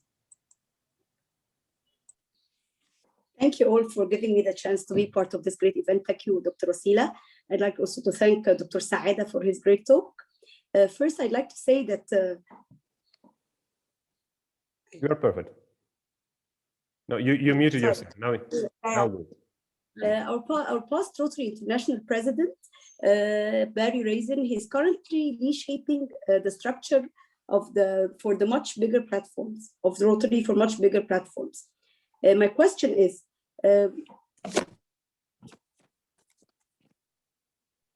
it's a thrilling moment just during the question. So it's very difficult to answer. That's very difficult to answer, I guess. Even Professor Saada will have difficulties in answering this question. I can guess what Nesma, she wants to ask Dr. Please, Saada. proceed. Yes, because you know, the next 2 days ago, Barry Raisin, the past Rotary International President, he was giving a talk about the reshaping of the Rotary structure. She wants to say how it could benefit, how we can benefit from this new restructuring or reshaping, because there will be a lot of language barriers, a lot of different in cultures, how we can cohort together with reshaping, with the merging districts to be bigger like region rather than district ones. Professor Saada, our PDG, the floor is yours now. Okay, well, this is just a pilot study in its very beginning, or the very first steps. And according to past President Barry Raisin, he mentioned that this pilot study will keep working on this project, if I may call it a project, for almost 10 years. So Yes, yes, it's not something that will be implemented. It will not be implemented this year or next year, but it will take up to 10 years. And currently he is asking all of us, all Rotarians all over the world, to give him our input, our thoughts, our feedback. If you have any idea or any thought about implementing something new, then we should send it to him to put it into consideration. But still, this is a very early phase of this kind of pilot study. Thank you so much. And again, who cares about the time when we are talking about projects who could really change the lives of millions? I'd like to ask you, what is your perspective on the Rotary Group of Actions? Do you think this field is large enough to start a dedicated Rotary Group of Action, or would it be better to try to gather together with other already existing group of actions? You mean, is your question because you know with, different route? I understand what Rotary Group action groups are, but I mean, do you want to, or are you interested to start a new action group? Because I think the topic is large enough. We are talking about leading cause of preventable death. We are talking about a hidden epidemic with lymphedema. We're talking about 2% of the national budget in terms of costs. So I was exploring this road, but when you get to that levels of projects, you really need to brainstorm with the world like we are doing today. I think this is a wonderful idea to start a new action group that has to do with chronic venous disease. There are other similar groups. There is one for diabetes. There is one for AIDS or HIV. So many similar healthcare problems. So you might as well start a new action group that has to do with chronic venous diseases. You just need to have a certain number of members to be able to start a new action group. And there's an application form that you need to fill in and just send it to Rotary International. I mean, it's a straightforward procedure. And I find it very, very interesting and a very fruitful idea. Yeah, you know, because in reality, it's not really well perceived because of our fault in not communicating enough as scientific societies from the Venus world. But to give you a perspective, and this is the reason why Vein Week was created, every single day of this week, 10,000 people in average connected into the web page with all these events. Yes. So I think there are the numbers to really move on together with all the continents involved, thanks to eminent figures like you could eventually guide us through the right path. So let's see if this is a call to action we can eventually take together. I think it's a worthwhile, I mean, it's a very, I mean, yeah, please go ahead. I second you, and I can help in any way I can. Thank you so much. And thanks again, Professor Ta, for having introduced us to such an eminent figure. We move forward with Dr. Mirko Tessari, a dear friend, a colleague from the University of Ferrara. I have to switch in Italian for his comment, so allow me a second to cambiare in italiano. Buon pomeriggio a tutti. Mi vorrei complimentare con i relatori per le loro bellissime e interessanti presentazioni. Non ho domande da fargli, vorrei solo lasciare un mio piccolo commento da operatore del settore nelle malattie venose linfatiche e come socio del Rotary di Peschiera del Garda Veronese. Secondo il mio punto di vista il ruolo del Rotary in questo contesto, in queste patologie, dovrebbe essere quello di aiutare il più possibile a informare. C'è, dal mio punto di vista, una scarsa informazione delle patologie venose linfatiche alla popolazione. Noi ci troviamo per i congressi, per delle masterclass, per degli incontri, per dei webinar, e ci sono delle opere formative per l'operatore del settore, ma vedo che viene a mancare qualcosa, un'informazione, un faro, una linea guida per la popolazione. La popolazione ha bisogno di capire e di sapere che cos'ha E quando si parla di patologia venosa, ancora riusciamo a dare una buona informazione. Per quanto riguarda la patologia linfatica, ancora una piccola cenerentola che il più delle volte non viene considerata, l'informazione al paziente diventa difficile. Quindi, in questo caso, il Rotary, sia a livello locale, distrettuale, anche internazionale, dovrebbe portare avanti una campagna per sensibilizzare la popolazione a una patologia che può essere curata, a una patologia dove ci può essere un buon stato di salute a livello quotidiano, un balance che ci permette che il nostro paziente possa vivere una sua vita normalmente senza troppe problematiche. Quindi si potrebbe anche pensare a livello locale, lancio una palla al mio Rotary, e di proporre delle sedute, delle serate, non solo ai rotariani, ma aperte a tutta la popolazione, i pomeriggi di sensibilizzazione alla patologia venosa e linfatica. Ci muoviamo ora verso la conclusione. Lasciatemi passare to English. And at this point, we come toward the big finale with eminent figures. I hope we have connected from Brazil, leading figure in our vascular ward, Professor Carlos Carvalho, and also a passionate Rotarian. Please, Khaled, confirm if we have Carlos with us.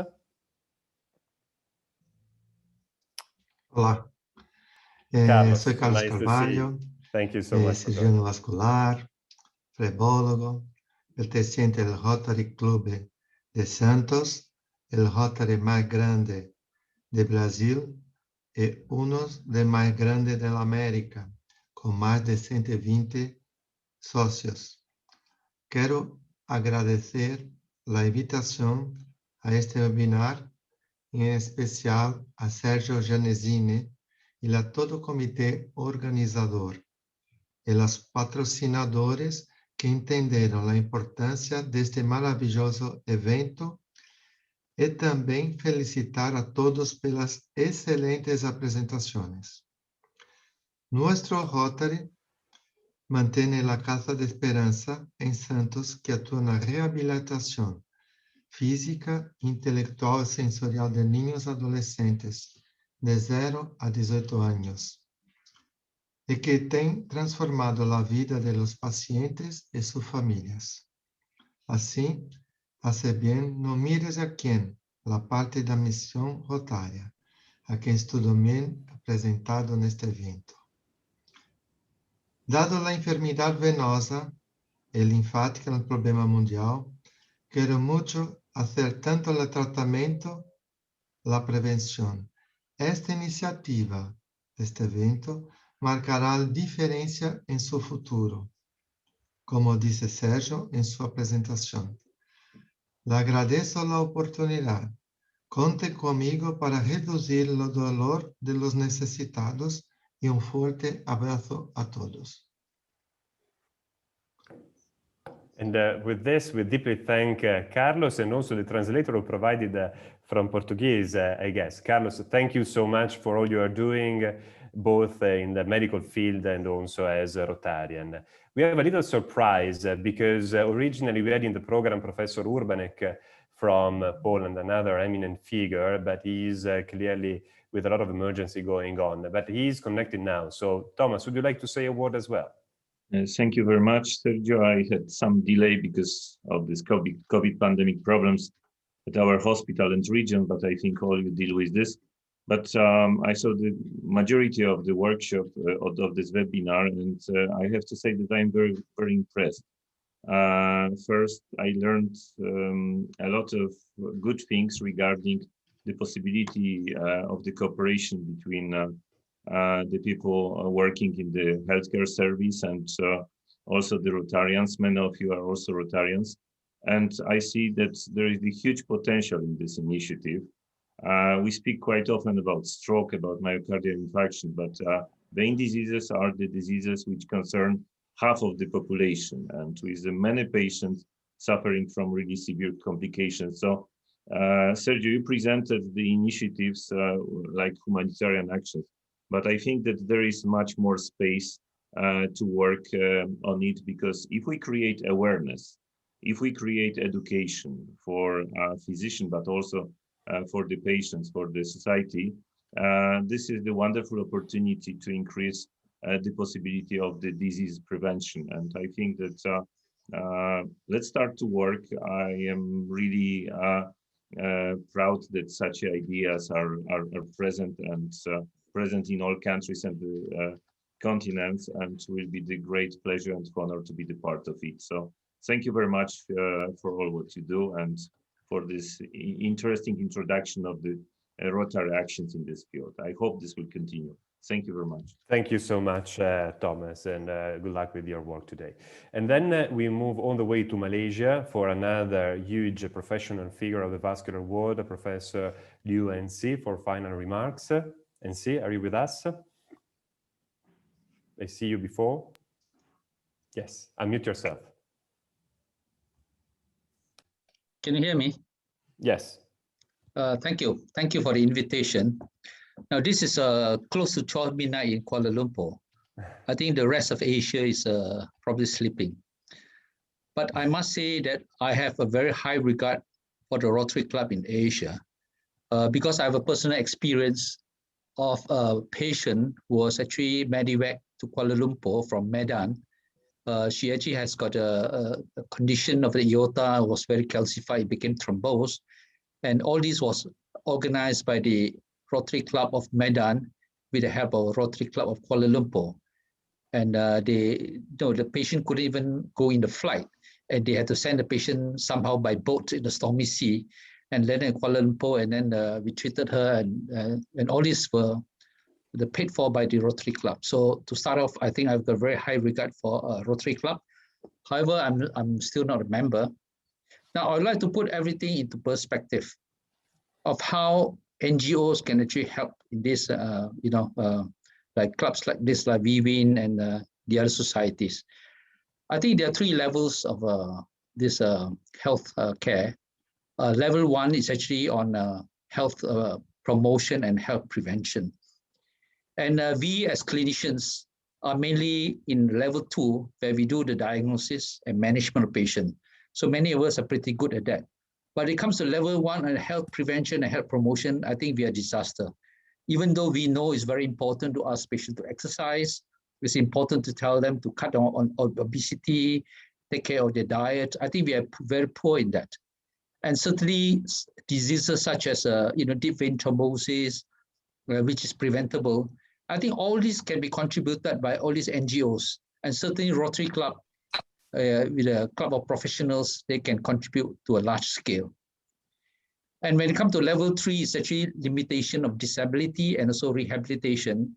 And this is actually clearly a case of, say, lymphedema. They need lots of rehabilitation and limitation of disability. And certainly, again, all these NGOs can come in a big way. And certainly, this is the field that, Rotary can come in to help. In terms of management and diagnosis, I think that becomes a bit difficult because it depends on the country's healthcare system. If you have got a national healthcare system, I think you probably don't need all that. It's only those who do not have insurance, do not have this national healthcare, when they need some financial help. I think this way, perhaps in a limited way, Rotary Club can come in. Possibly at level one and at the level three, I think certainly Rotary can come in a big way. So we as clinicians, even though we are expert in our field, we can contribute only about 30% of the work that we do. The other 60%, 70% really depend on the collaboration between the ministry and also different NGOs. And this is my take on this. With that, I thank you very much for giving me the opportunity. And certainly, Rotary Club in Asia, they are very active. And I think we should somehow engage them. Thank you. Professor Liu, thank you so much always for being such a great example. And now we go to the conclusion. Of course, this was an initiative from Italy, so we conclude from Italy. I report over here the greetings of Professor Francesco Noce. He's always being a huge supporter of all our initiatives around the world. I deeply thank him for being a brilliant physician, so much that indeed today is engaged with the vaccination campaign here in Italy. On his behalf, we will have another great example of Italian doctor, our friend Paolo Valle, who is giving a final word as well. Paolo? Unmute yourself. Unmute yourself, Paolo. Paolo. Ciao Sergio, Eccoci qua. buonasera. Buonasera Sergio, buonasera a tutti i partecipanti. È stato un pomeriggio bellissimo, molto interessante come tutti questi giorni. Devo dire che io pensavo che il livello toccato a Cortina fosse altissimo, ma Sergio ci hai stupito veramente perché stiamo ben oltre. Quindi complimenti, il tuo impegno nel mondo della flebologia è fantastico, credimi. È difficile trovare persone che sono in grado di avere queste idee e poi ovviamente tutti ti vogliono bene, questo è un grosso segnale. Per cui grazie, molto interessante. Domani sarò anche a seguire anche l'ultima giornata e ti abbraccio e ringrazio tutti veramente. Ho rivisto tanti amici che sono ormai un anno e passa che non riusciamo a vedere in presenza. Speriamo di poterci riabbracciare quanto prima. Grazie e buon lavoro ancora. Thank you so much, Paolo. And as for the Winter 2019, it was a group effort. Also, this Bain Week has been clearly a group effort of hundreds of colleagues. Since we are friends, allow myself to disagree with you. Luckily enough, not everybody likes me, but I take this chance to say that I'm used to say that if you want everybody to like you, you really don't have to develop project. You have to sell ice creams. And since we are here talking about Rotary and dinners and actions rather than just going out for a dinner together, I think the ice cream is a good metaphor to close, saying that we really want to take actions all together. And indeed, all together, it has been possible so far. But for me, a guiding light has been for sure Professor Tessari, who I'd like to give the mic for a final remark as well. Lorenzo?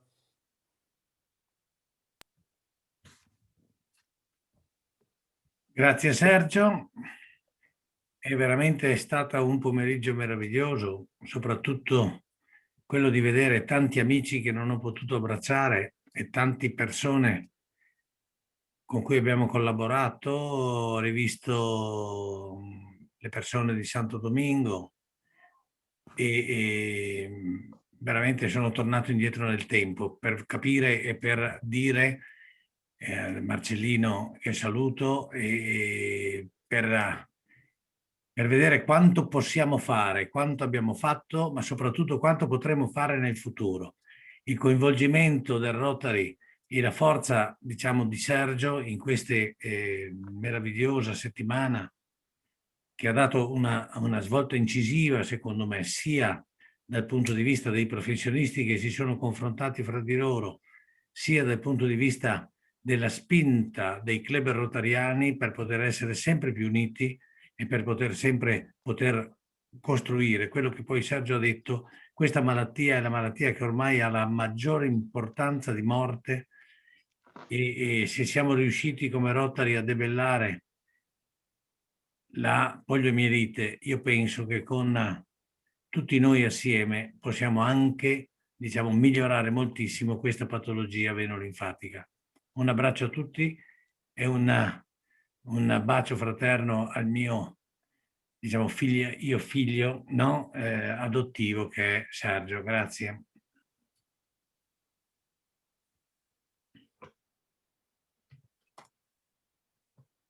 Thank you so much, Lorenzo, for having made possible together many things that were considered impossible. And indeed, we close with a wonderful picture from Santo Domingo when we were together for the VR 2019 missions with the Rotarians reaching out to the population. And since I received a surprise during this webinar, I decided to make a surprise as well, passing the mic to Lorena Grillo for a final remark, since she was with us in this picture as well. Lorena, a final surprise word from you.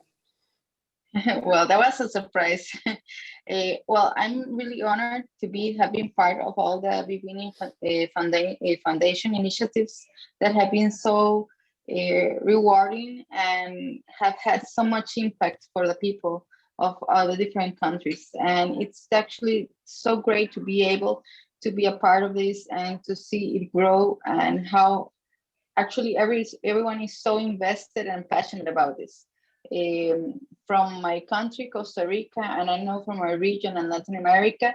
We salute all of you who collaborate and make these things happen. So my greetings to all of you, and always ready for teamwork.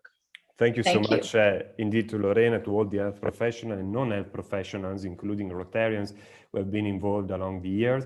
We talked badly about the dinners with Professor Sada, but it's not that we don't like dinners. Actually, we really miss them. So it would have been wonderful to be together, like in this picture from the winter 2019 tonight, but we stay positive. Sooner or later will happen. We know that we have to be patient still along this difficult time that is also offering, as we used to say, the opportunity to gather together even more, networking virtually also with Rotarian friends.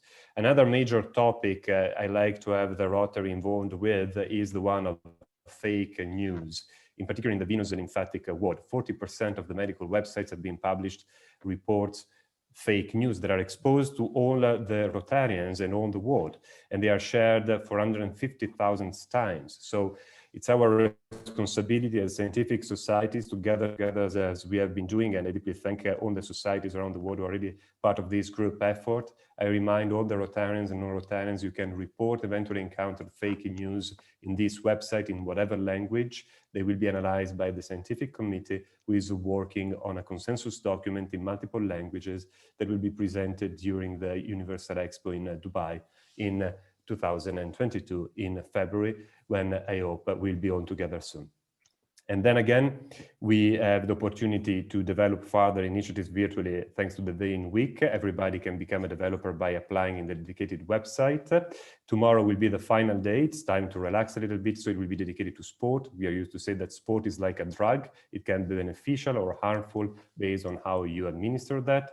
So it's really important to have a good sport activities, for which I invite you to have a nice walk virtually. You can report your performance in the dedicated website. So to be together, moving a step forward toward venous awareness. Again, I'd like to deeply thank the companies who made this day possible. So Alpha Sigma, Medi, and Philips for their unbiased support toward all the Vein Week global initiatives. And since it's always about friendship, and again, about being together also socially, like in a good but also productive dinner, because indeed this dinner led to the POP project with the Georgian Society. We finish in honor of Georgia with a nice video from Georgia talking about the importance of traveling together, because indeed, as you will see in the video, there is a coach, so it's not just where you're going, but also who you're traveling with. Please, Khaled, play the video.